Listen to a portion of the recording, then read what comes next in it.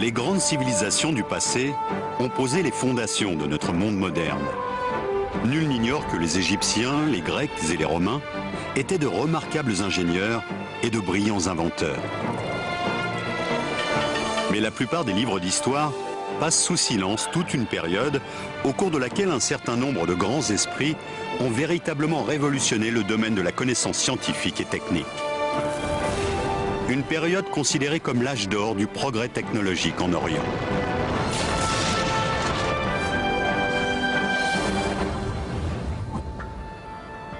L'Orient reste bien souvent un univers auréolé de mystères, dont les Occidentaux ignorent généralement l'histoire.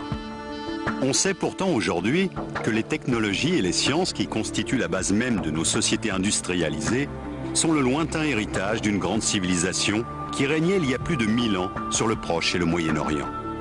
Une civilisation qui connaissait déjà l'ordinateur de poche et qui n'avait pas attendu l'arrivée du GPS pour se repérer dans l'espace. Qui avait inventé de gigantesques machines hydrauliques capables de dompter les forces de la nature pour transformer le désert en une succession de riantes oasis. Dont les ingénieurs étaient parvenus à mettre au point des dispositifs qui restent au cœur de bon nombre de machines actuelles. Une civilisation très en avance également dans le secteur de l'armement, qui a inventé les premiers uniformes à l'épreuve du feu et la première torpille, capable d'atteindre un vaisseau ennemi à 1 km.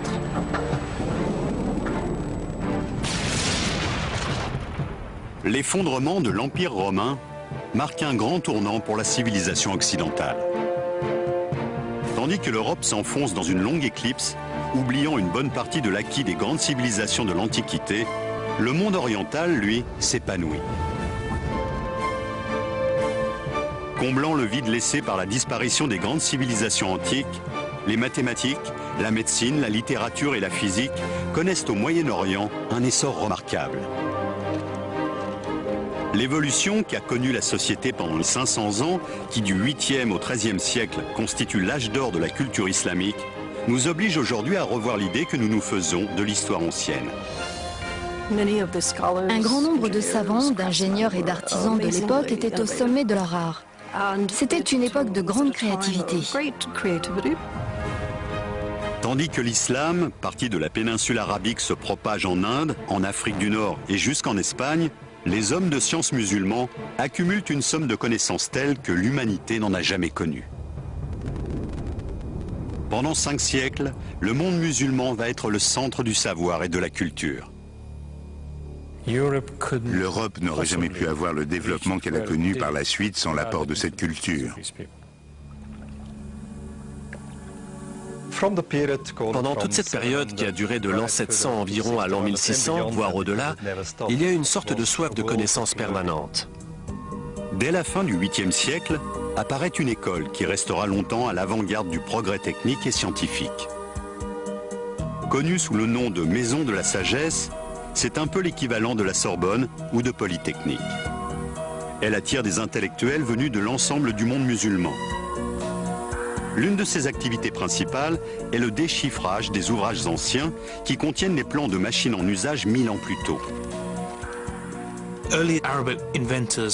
Les premiers savants arabes ont repris des textes hellénistiques et romains et les ont traduits, tout en développant les principes qui y étaient exposés. On trouve ainsi dans les manuscrits de cette époque un certain nombre d'indices qui donnent à penser que les ingénieurs du monde musulman, comme leurs prédécesseurs, s'intéressaient aux automates, l'équivalent de nos robots actuels. Plusieurs chercheurs actuels, comme Salim Al-Hassani, professeur à l'université de Manchester en Angleterre, ont étudié ces ingénieuses machines dont certaines, comme cette serveuse de thé, font appel à des procédés encore utilisés de nos jours. La serveuse de thé est constituée d'un réservoir placé au-dessus d'un robot. Ce réservoir est percé d'un trou par lequel l'eau ou le thé peut s'écouler. Ce système permet de contrôler le débit de la machine, ce qui devait beaucoup étonner et amuser l'assistance. Le réservoir est rempli d'eau ou de thé qui tombe ensuite goutte à goutte dans un récipient à un rythme constant. Lorsque le liquide atteint un certain niveau, au bout de 7 minutes et demie exactement, il s'écoule dans le verre que la serveuse tient à la main. Le poids du verre plein déclenche un mécanisme qui fait descendre la figurine. Une porte s'ouvre et la serveuse propose le verre à l'invité ébahi. Ce genre de machine devait augmenter encore l'admiration et le respect dont jouissaient les savants de l'époque.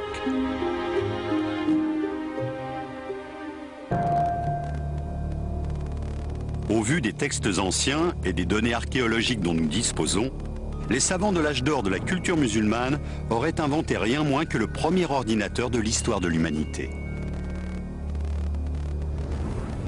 Des fouilles sous-marines entreprises au début du XXe siècle au large de l'île grecque d'Anticythère ont permis de mettre au jour les vestiges d'une petite merveille de la technologie du monde antique.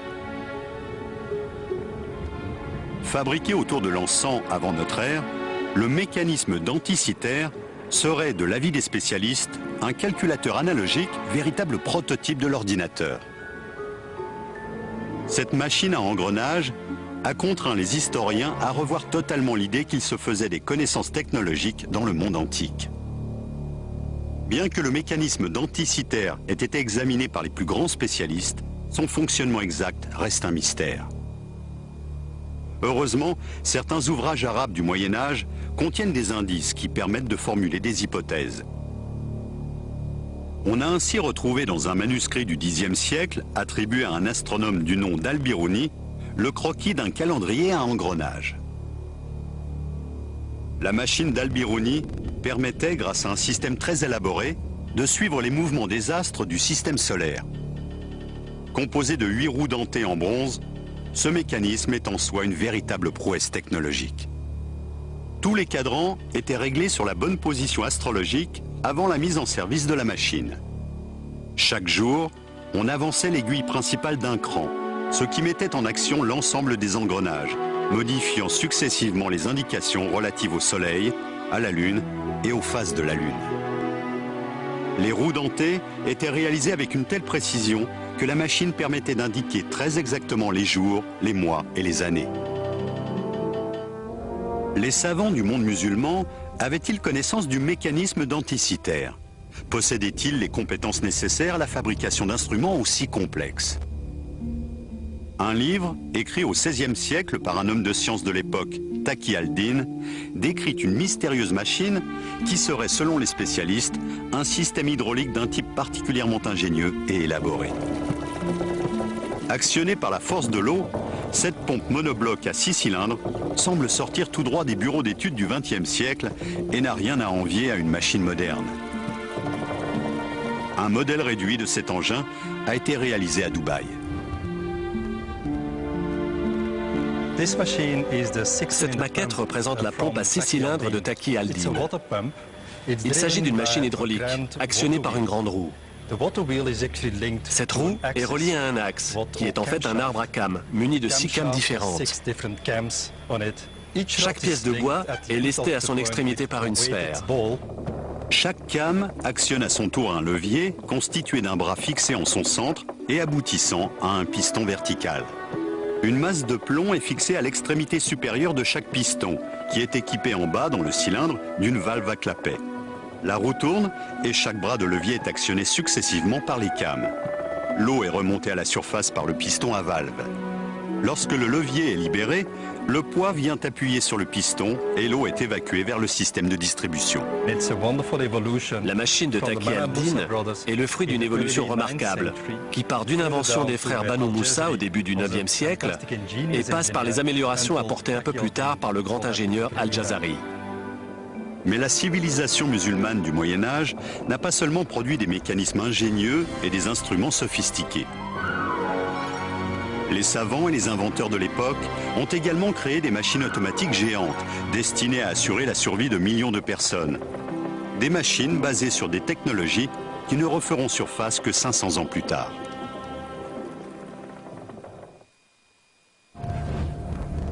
Au XIIIe siècle, les hommes de science du Proche et du Moyen-Orient étaient à la pointe du progrès technologique de l'époque. Les machines inventées pendant l'âge d'or de la civilisation musulmane étaient fondées sur des concepts complexes et révolutionnaires. Un homme fait notamment figure de géant dans ce domaine. Un homme dont le rôle déterminant dans l'histoire de la science est pourtant largement méconnu en Occident. Il s'appelle Al-Jazari et il est l'auteur d'un traité qui fait la somme des compétences des ingénieurs orientaux. Sans son livre de la connaissance des procédés mécaniques, dans lequel il décrit les grandes inventions de son époque, 500 ans de progrès technologiques seraient tombés dans l'oubli. Une précieuse copie du manuscrit d'Al-Jazari est conservée au célèbre musée de Topkapi à Istanbul. Écrit en 1206, cet ouvrage contient les plans de nombreux dispositifs qui sont aujourd'hui encore à la base de l'ingénierie moderne. Al-Jazari était originaire du nord de l'Irak. C'était un ingénieur extrêmement doué qui a vécu à la charnière du XIIe et du XIIIe siècle. Al-Jazari habitait l'une des régions les plus chaudes de la planète. Il était donc particulièrement sensible au problème de l'approvisionnement en eau. Il s'est tout naturellement consacré à la mise au point d'une série de machines extraordinaires dont le but était de faciliter la vie des hommes et des femmes qui peuplaient ces contrées souvent arides. On trouve ainsi, parmi ses inventions les plus remarquables, plusieurs systèmes destinés à remonter l'eau des profondeurs de la Terre. Le plus étonnant, c'est que bon nombre de ces machines fonctionnaient déjà sur les principes que ceux qu'on applique actuellement. Il est parti des techniques traditionnellement utilisées pour puiser l'eau et il a cherché à les améliorer. Jusqu'alors, la plupart des systèmes de pompe, comme le chadouf, fonctionnaient grâce à la force de l'homme ou de l'animal. Le génie d'Al-Jazari a consisté à remplacer cette force par des mécanismes entièrement automatiques, utilisant l'eau comme source d'énergie. L'une de ses inventions les plus singulières est connue sous le nom de système de pompage numéro 3. On a longtemps cru que cette machine compliquée n'avait jamais existé, qu'il s'agissait uniquement d'une idée sortie de l'imagination du grand homme. Mais une récente découverte tente à prouver le contraire. On a en effet retrouvé à Damas, en Syrie, les vestiges d'une roue à eau qui fonctionnait manifestement selon les principes définis dans le manuscrit d'Al-Jazari. Al-Jazari était un constructeur extrêmement doué. Il ne se contentait pas de décrire des machines, il les construisait vraiment. Réalisée au XIIIe siècle, cette machine hydraulique a fonctionné pendant plus de 700 ans. Une belle preuve de la qualité de sa conception. Elle a notamment servi à alimenter en eau un hôpital du quartier jusque dans les années 1970. Al-Jazari revenait souvent sur son travail, améliorant sans cesse ses plans. Ce remarquable dispositif est une application concrète de son troisième projet de système de pompage. Il fait appel à un système complexe d'engrenage que l'on retrouve souvent ailleurs dans son œuvre. Dans son livre, Al-Jazari explique que son système de pompage fonctionne théoriquement avec une série de palettes creuses. L'eau est censée tomber d'une certaine hauteur sur les palettes, entraînant la rotation de la roue, qui actionne à son tour un système de pignons et d'axes qui met en mouvement les récipients chargés de remonter l'eau. Cette machine fonctionne selon les mêmes principes de base, sauf que l'énergie n'est pas produite par une chute d'eau verticale, mais par la force horizontale du courant. Actionnée par des pièces de bois horizontales, la roue tourne, entraînant un ensemble d'engrenages et de pignons qui permettent de faire monter l'eau dans la tour. L'eau était ainsi acheminée jusqu'au sommet de l'édifice, à une douzaine de mètres de hauteur. 3 pièces de bois qui faisaient partie du dispositif ont été conservées. Une grande roue dentée horizontale était couplée avec une autre roue dentée, verticale celle-là, qui entraînait un ensemble de chaînes et de seaux reliés à une poulie. L'eau était ainsi montée par les seaux jusqu'au sommet de la tour, où elle était déversée dans un aqueduc directement relié à l'hôpital voisin. Cet ensemble, étonnamment bien conservé, est un bel exemple de réalisation technologique ancienne destinée à améliorer le quotidien de la population. Avec son 4e projet de machine hydraulique, Al-Jazari va cependant aller plus loin encore, en révolutionnant véritablement la science de la mécanique. Cette fois-ci, il fait appel à un système de manivelle. Il est apparemment le premier à mentionner ce dispositif dans le cadre d'une application pratique. La plupart des ingénieurs du XXIe siècle vous diront que la manivelle est sans test la plus importante invention de la mécanique après la roue. Une invention qui, quelques 500 ans plus tard, jouera un rôle déterminant dans l'avènement de la société moderne. L'utilisation de la manivelle, reliée à ce que nous appelons un arbre à cames, a permis la naissance de nouvelles machines, puis des moteurs, d'abord à vapeur, ensuite à gazole ou à essence. Ce simple élément mécanique permet de convertir un mouvement de rotation continue en un mouvement rectiligne alternatif. La manivelle à main était connue depuis des siècles. La grande innovation du XIIIe siècle consiste à la monter sur une machine tournante en la reliant à un arbre. Les études qui ont été faites des plans d'Al-Jazari ont permis de montrer que l'axe horizontal de sa machine était actionné par un système d'engrenage et que l'extrémité de la manivelle coulissait dans un bras articulé, allant et venant de part et d'autre de son point d'attache et entraînant ainsi l'élévation et l'abaissement successifs du seau. Avant les récentes études menées sur le manuscrit d'Al-Jazari, on pensait généralement que ce système était une invention européenne du XVe siècle. En fait, Al-Jazari utilisait déjà le principe de la manivelle 200 ans plus tôt. Un certain nombre d'autres éléments tentent à prouver que les grands mécanismes destinés à assurer l'approvisionnement en eau étaient très répandus et très développés dans le monde musulman de l'époque. Les norias, ces grandes roues à eau entièrement automatisées que l'on rencontre encore dans beaucoup de pays, en sont peut-être l'exemple le plus remarquable.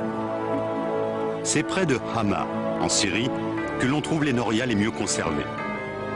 Décrite dès le 1er siècle avant notre ère par l'architecte romain Vitruve, la noria est un gigantesque élévateur d'eau. Ce qui est merveilleux avec la noria, c'est qu'elle marche toute seule. Tout est automatique. Elle travaille pour vous grâce aux forces de la nature. Ces machines géantes étaient conçues pour remonter près de 100 litres d'eau par minute. Ces vestiges du passé nous donnent une idée de ce que pouvaient être les norias à l'époque où elles étaient omniprésentes dans le paysage du Moyen-Orient. C'est une roue à eau munie de compartiments ou de seaux répartis à la périphérie et de pales sur le bord extérieur. Cette roue est mue par le courant et l'eau est puisée par les seaux lorsqu'ils passent dans la rivière. L'eau pénètre dans chaque récipient, puis est remontée jusqu'au sommet de la roue où elle se déverse dans une tranchée ou un conduit ouvert. La plus grande roue encore en place mesure une vingtaine de mètres de diamètre et possède 120 seaux répartis sur tout son périmètre. Les plans étonnants que nous a laissés Al-Jazari et les magnifiques roues à eau géantes qui continuent de tourner ici ou là dans certains pays musulmans témoignent de l'extraordinaire développement technologique que ce monde connaissait au Moyen-Âge. Il existe cependant bien d'autres machines nées en Orient dont certaines étaient tellement en avance sur leur temps que les historiens ont longtemps douté qu'elles aient jamais existé.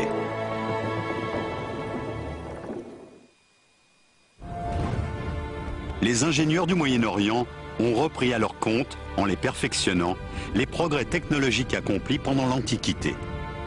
Les Grecs et les Romains avaient en leur temps fait avancer la mécanique à pas de géant. De grands inventeurs comme Héron d'Alexandrie ou Philon le Juif ont eu une influence déterminante sur les hommes de science qui, 1000 ans plus tard, feront la gloire de la civilisation musulmane.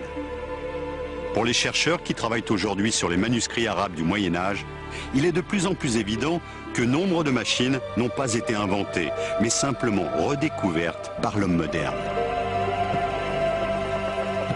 Les résultats des travaux les plus récents nous obligent à repenser toute l'histoire de la mécanique, depuis l'Antiquité jusqu'aux grands inventeurs de la Renaissance, comme Léonard de Vinci. Je suis persuadé que notre société moderne aurait été très différente si la civilisation musulmane n'avait pas existé. Nous avons vu le rôle déterminant qu'avait eu un inventeur mésopotamien du XIIIe siècle. Le dernier système d'élévation d'eau décrit par Al-Jazari dans son traité repose sur un principe étonnant et totalement inédit. On pense souvent que la pompe aspirante à double effet a été inventée au XXe siècle. En réalité, elle est née quelques 700 ans plus tôt. Al-Jazari s'est inspiré des travaux de ses illustres prédécesseurs, du grec Ctésibios d'Alexandrie par exemple, qui vers le IIIe siècle avant notre ère s'est intéressé au principe de la pompe aspirante. Au musée technologique de Thessalonique, des ingénieurs ont reconstitué la pompe de Ctésibios à partir de manuscrits anciens. Étonnamment, ce système est encore en usage plus de 2000 ans après sa conception dans le nord de l'Europe. Voici la pompe de Ctésibios. C'est une pompe à eau à 2 temps. Elle est constituée de 2 cylindres, chacun contenant un piston muni d'une valve dans sa partie basse. Les pistons sont actionnés au moyen de ce levier. Lorsque le piston monte, il expulse l'air contenu dans le cylindre qui est remplacé par de l'eau. Les 2 pistons montent et descendent alternativement, ce qui assure un débit d'eau constant. Cet appareil sert depuis l'Antiquité à pomper l'eau, mais on peut aussi dire qu'il est l'ancêtre du moteur à 2 temps, tel que nous le connaissons aujourd'hui. Il suffit de remplacer l'eau par un mélange d'essence et d'air, le principe est le même. 1000 ans plus tard, Al-Jazari allait reprendre ce principe et progresser plus loin encore dans la voie ouverte par Ctésibios. Alors que la machine inventée par ce dernier avait besoin de l'homme pour pomper l'eau, le système imaginé par Al-Jazari est entièrement automatique. Cette évolution aura une influence directe sur le développement de l'ingénierie moderne et donnera naissance, 500 ans plus tard, associé au principe de la manivelle, au premier moteur à vapeur. Prenez la machine numéro 5 d'Al-Jazari. Il s'agit en fait d'une pompe aspirante à double effet. Elle possède 2 cylindres munis de 2 pistons à mouvement alternatif. La pompe est actionnée par une roue à eau, qui entraîne, par un système d'engrenage, un bras oscillant auquel sont reliés les 2 pistons. Les pistons vont et viennent horizontalement dans des cylindres opposés, tous 2 équipés de dispositifs d'aspiration par valve et d'acheminement de l'eau. Les canalisations se rejoignent au-dessus de la machine dans un réservoir qui servira ensuite à alimenter le réseau d'irrigation. Les remarquables progrès accomplis par Al-Jazari dans la construction de machines hydrauliques ouvriront la voie à d'autres savants du monde musulman qui ne tarderont pas à inventer des engins encore plus étonnants. Alors que l'Europe est en pleine stagnation, l'Orient connaît un essor technologique particulièrement dynamique. Il y avait une tradition extrêmement vivante des sciences mécaniques dans le monde islamique du Haut Moyen-Âge, qui contrastait avec l'apathie de l'Europe occidentale des 7e, 8e et 9e siècles.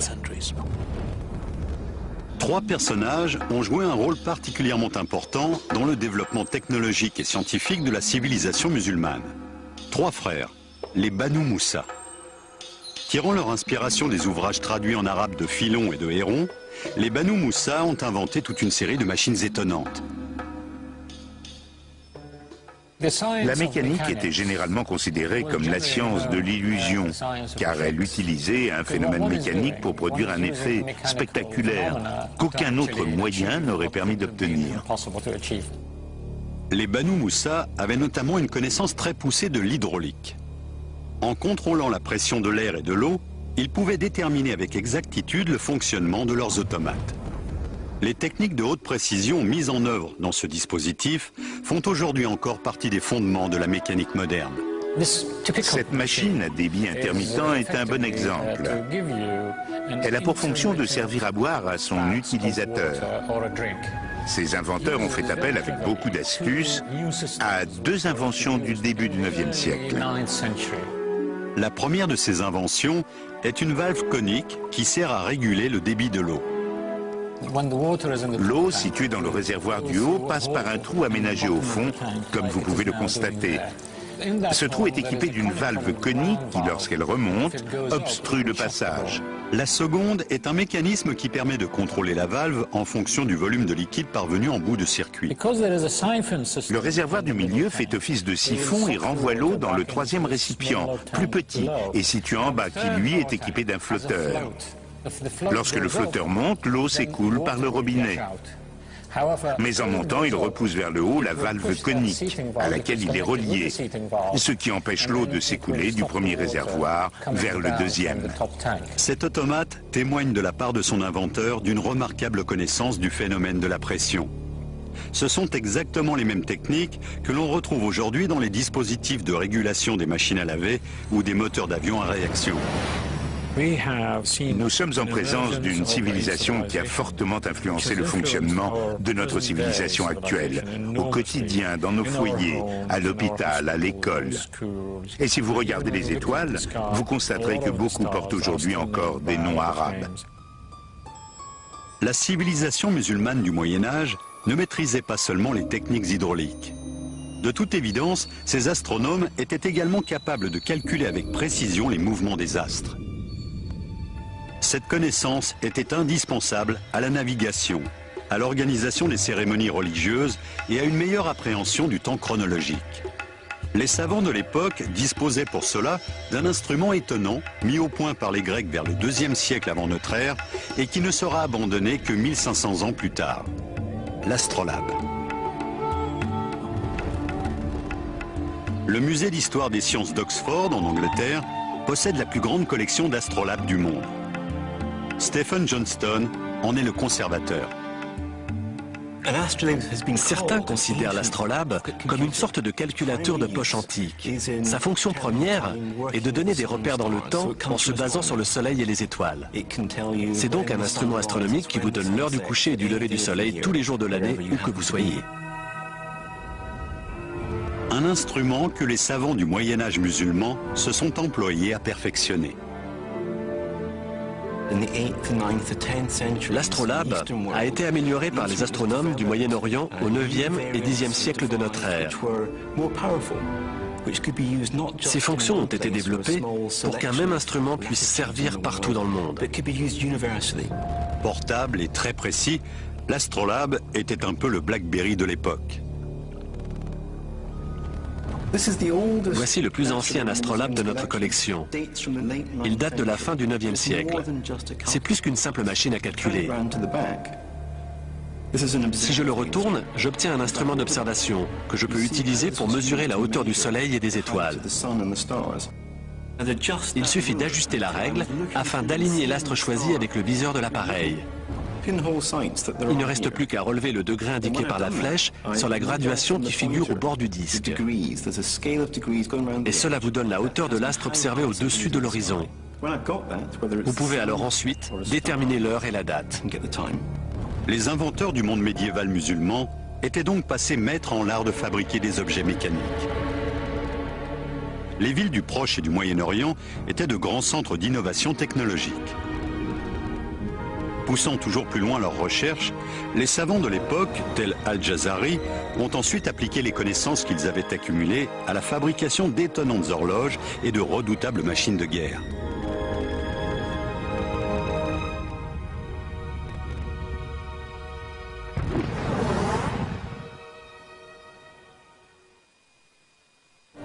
Les travaux des savants du monde musulman du Moyen-Âge ont débouché sur la mise au point de technologies sans lesquelles le monde moderne serait bien différent de ce qu'il est aujourd'hui.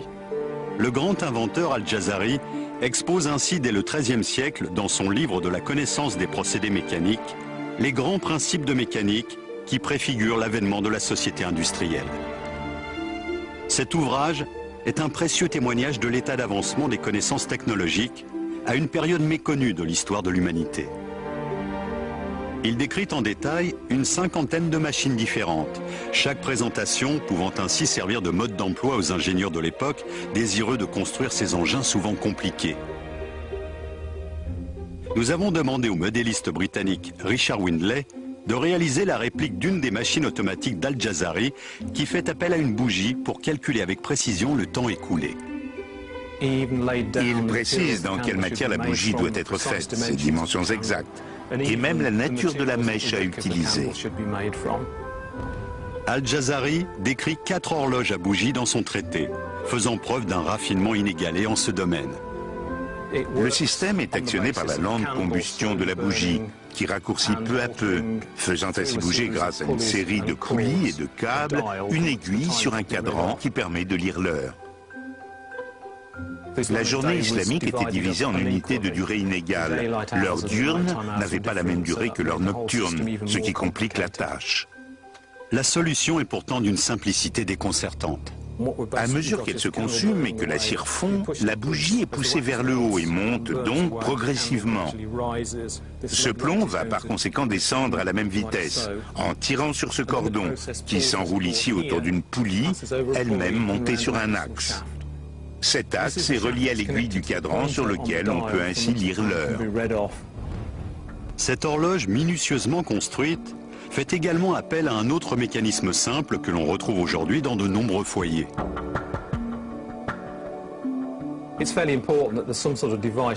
Pour maintenir en place le capuchon du cylindre et éviter qu'il ne cède sous la pression du poids, Al-Jazari a imaginé un système de fermeture qui ressemble beaucoup au dispositif dit à baïonnette utilisé à l'heure actuelle sur les ampoules électriques.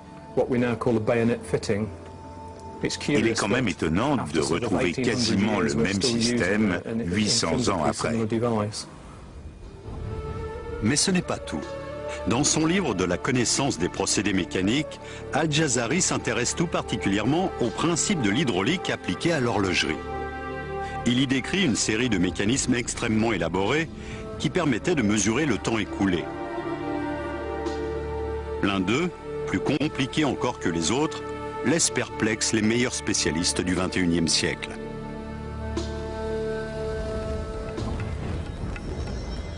Il s'agit de l'horloge de l'éléphant. On en trouve aujourd'hui une réplique grandeur nature dans le centre commercial Ibn Battuta de Dubaï. Il a fallu plus de 11 000 heures de travail à quelques 150 experts pour réaliser ce monument de 7 mètres de haut pour un poids de 7 tonnes.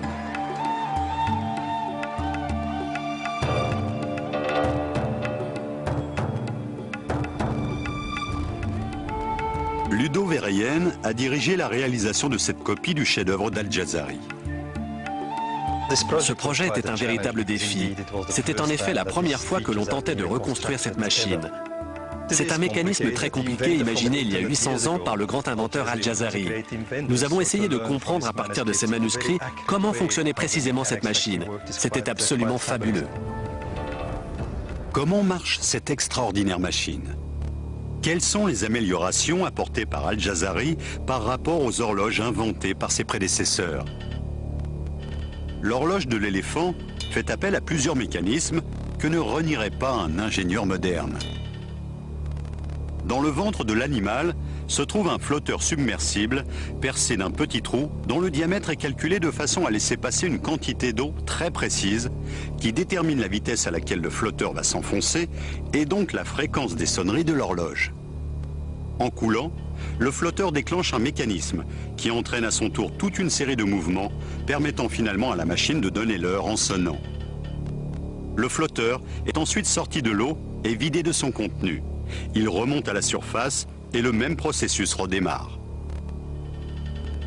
L'horloge comporte plusieurs automates qui égrènent les heures par un coup de cymbale ou le chant d'un oiseau. C'est une machine extrêmement compliquée pour l'époque, dans la mesure où elle comprend un mécanisme de retour automatique qui lui permet d'approcher le mouvement perpétuel. L'horloge de l'éléphant est l'un des plus beaux exemples du niveau de raffinement technologique atteint par la civilisation musulmane du Moyen-Âge. C'est le résultat inédit du mariage de l'art, de l'architecture et de l'ingénierie. Les savants du Moyen-Orient se sont également distingués dans le domaine du génie militaire. L'expansion rapide de la civilisation arabo-musulmane n'aurait pas pu se faire sans l'appui d'un formidable arsenal. Ce sont les musulmans qui ont notamment fait connaître à l'Europe la technologie du trébuchet, originaire de Chine, qui allait donner naissance aux machines de guerre les plus redoutées de l'époque. Le matériel militaire utilisé par les armées musulmanes des XIIe et XIIIe siècles était sensiblement supérieur à celui dont disposaient les Européens pendant la même période. Le trébuchet à contrepoids pouvait envoyer un projectile de près de 200 kg à une distance d'environ 300 mètres. Il servait à lancer non seulement des blocs de pierre, mais également des engins incendiaires. Cette catapulte améliorée n'est pas la seule arme de guerre importée de Chine. D'autres inventions, encore plus révolutionnaires, sont à mettre au crédit des ingénieurs militaires orientaux, comme l'uniforme ignifugé ou les explosifs. L'une de ces inventions allait notamment changer à jamais la manière de faire la guerre, la torpille.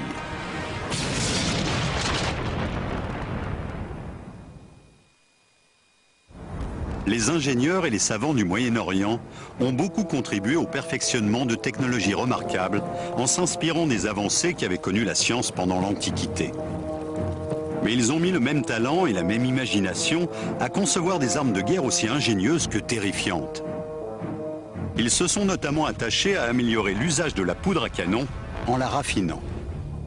La poudre était fabriquée selon une recette qui faisait appel à des ingrédients naturels disponibles en quantité, comme le charbon de bois et le salpêtre. En mélangeant ces composants relativement inoffensifs, vous obtenez un produit qui va être au centre de toutes les guerres pendant près de 1000 ans. La poudre a été inventée en Chine, mais au début, elle n'était pas suffisamment explosive pour avoir un effet décisif sur le champ de bataille. Il semble bien que la formule qui a permis d'en faire une véritable arme de guerre ait été mise au point par les chimistes du monde musulman. C'est seulement au XIIe et au XIIIe siècle qu'on commence à obtenir des mélanges suffisamment élaborés pour permettre la propulsion de fusées, de torpilles ou de projectiles tirés par des canons et par des armes à feu telles que nous les connaissons aujourd'hui. Et c'est Hassan al-Rama qui, le premier, a précisé par écrit la manière de fabriquer cette poudre.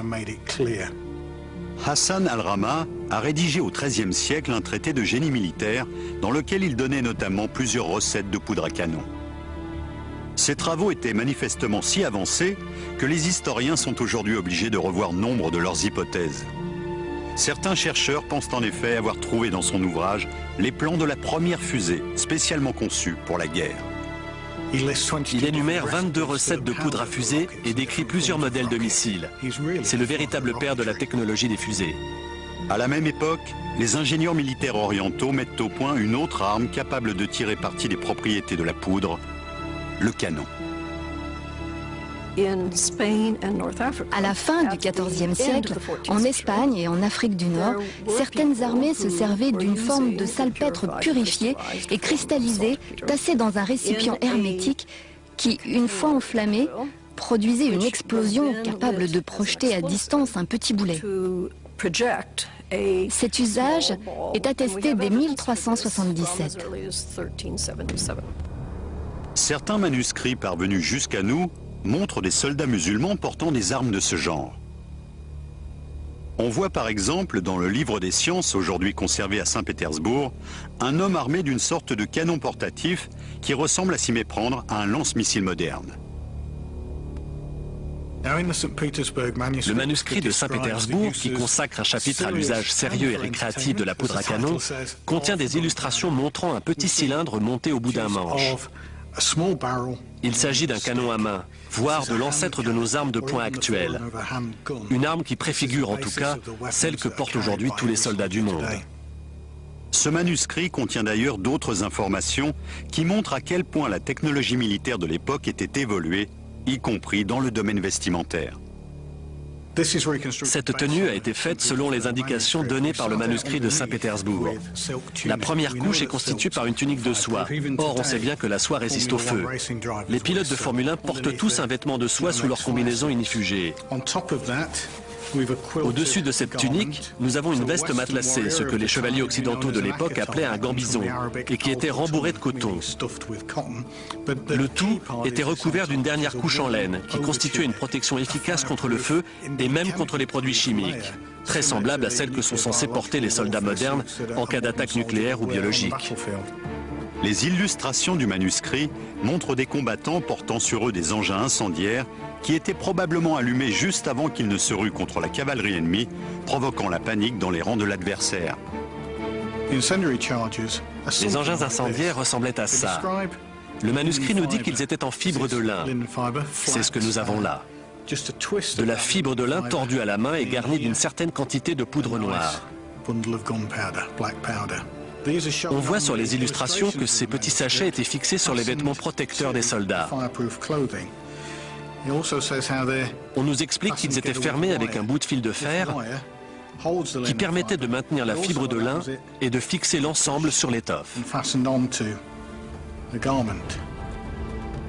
Les porteurs d'engins incendiaires étaient-ils vraiment protégés par leur tenue? Nous avons fait le test.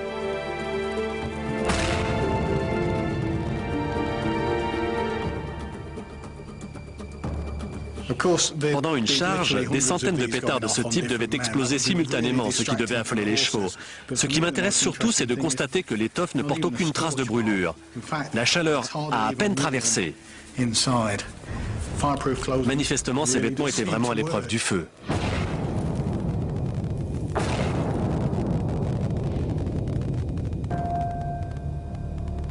La récente découverte dans des textes anciens d'une autre invention redoutable a considérablement modifié l'idée que se faisaient les historiens des méthodes de guerre de l'époque. Il existe un certain nombre de similitudes entre les technologies militaires du Moyen-Âge et celles d'époques plus proches de nous.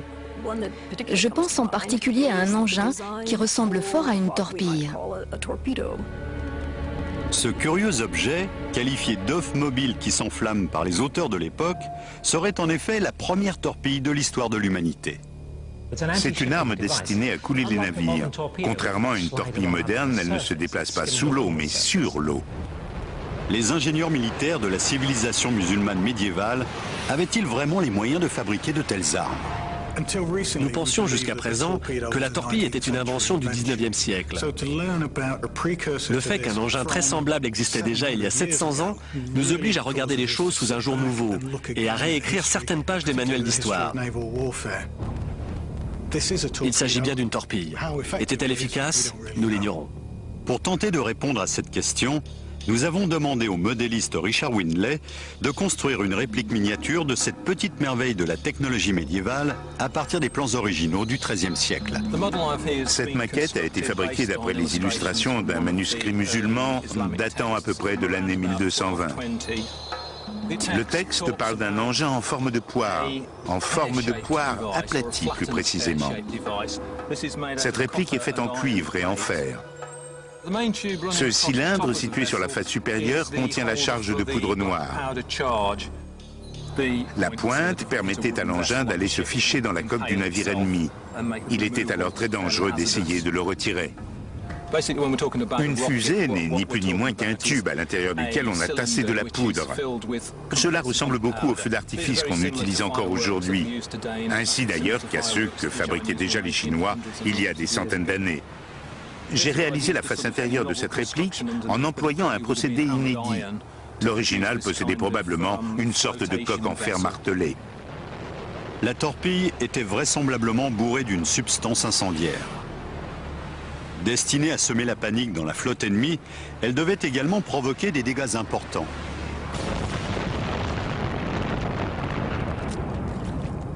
Mais quelle était la puissance exacte de cet étrange missile?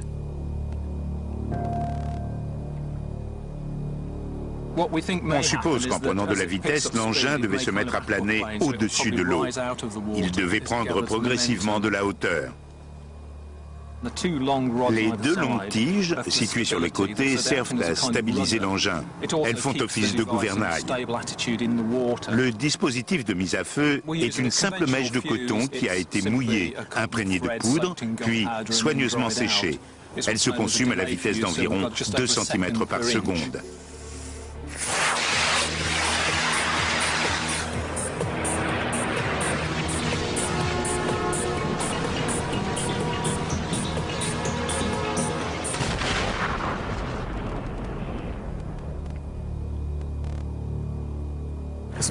Superbe, c'est vraiment génial. Ces gens-là étaient parfaitement capables de fabriquer des armes redoutables. Il est donc faux de croire qu'après la chute de l'Empire romain, l'humanité s'est enfoncée dans une période d'obscurantisme et a oublié toutes les grandes découvertes qui avaient été faites pendant l'Antiquité. Les recherches les plus récentes montrent qu'en réalité, les savants de la civilisation musulmane du Moyen-Âge ont recueilli pour l'enrichir l'héritage de leurs prédécesseurs grecs ou romains. Dans leur façon de penser et de concevoir de nouvelles technologies, je crois qu'ils étaient plus originaux que les Romains, et peut-être même que les Grecs. Les textes de la civilisation arabo-musulmane du Moyen-Âge livrent peu à peu leurs secrets aux chercheurs. Ils révèlent l'existence de machines extrêmement élaborées à une époque. Au vu des textes anciens et des données archéologiques dont nous disposons, les savants de l'âge d'or de la culture musulmane auraient inventé rien moins que le premier ordinateur de l'histoire de l'humanité. Des fouilles sous-marines entreprises au début du XXe siècle au large de l'île grecque d'Anticythère ont permis de mettre au jour les vestiges d'une petite merveille de la technologie du monde antique.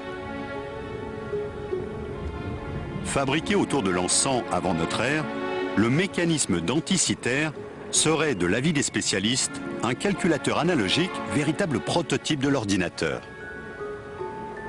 Cette machine à engrenages a contraint les historiens à revoir totalement l'idée qu'ils se faisaient des connaissances technologiques dans le monde antique. Bien que le mécanisme d'Anticythère ait été examiné par les plus grands spécialistes, son fonctionnement exact reste un mystère. Heureusement, certains ouvrages arabes du Moyen-Âge contiennent des indices qui permettent de formuler des hypothèses. On a ainsi retrouvé dans un manuscrit du Xe siècle, attribué à un astronome du nom d'Al-Biruni, le croquis d'un calendrier à engrenages. La machine d'Al-Biruni perd au cœur de bon nombre de machines actuelles. Une civilisation très en avance également dans le secteur de l'armement, qui a inventé les premiers uniformes à l'épreuve du feu et la première torpille, capable d'atteindre un vaisseau ennemi à 1 km.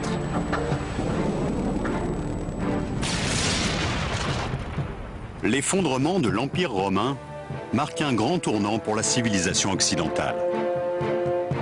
Tandis que l'Europe s'enfonce dans une longue éclipse, oubliant une bonne partie de l'acquis des grandes civilisations de l'Antiquité, le monde oriental, lui, s'épanouit.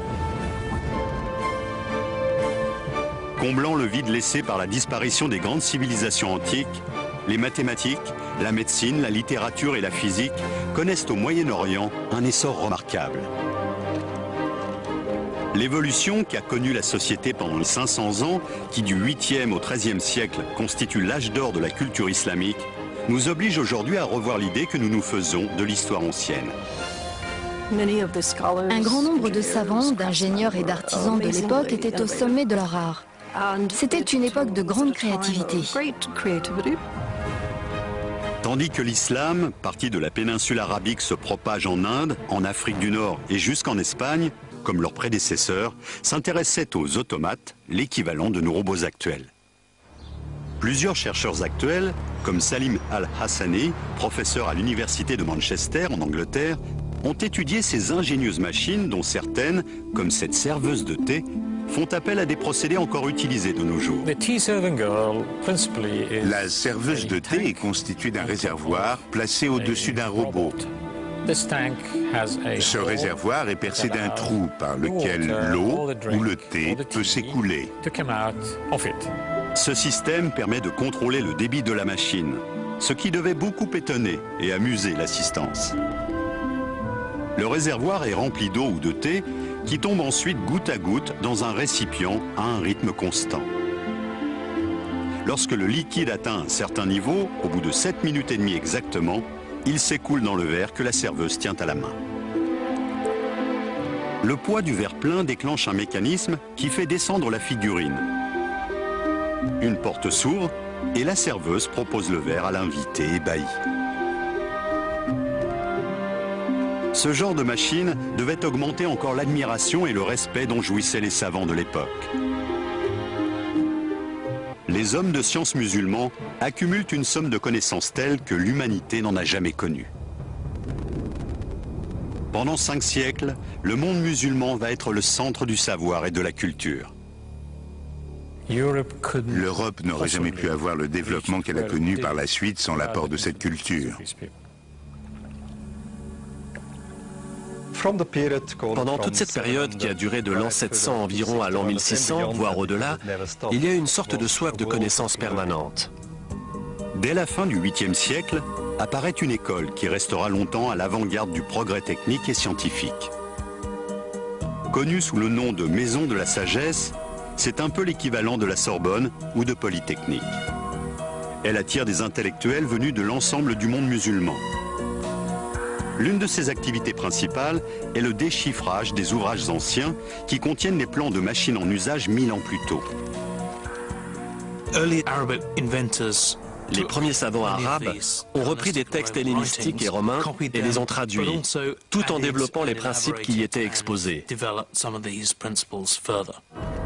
On trouve ainsi dans les manuscrits de cette époque un certain nombre d'indices qui donnent à penser que les ingénieurs du monde musulman, les grandes civilisations du passé, ont posé les fondations de notre monde moderne.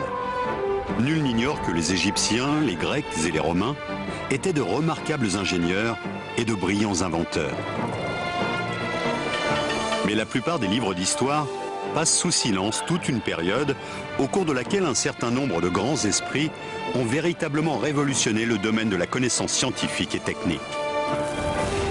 Une période considérée comme l'âge d'or du progrès technologique en Orient.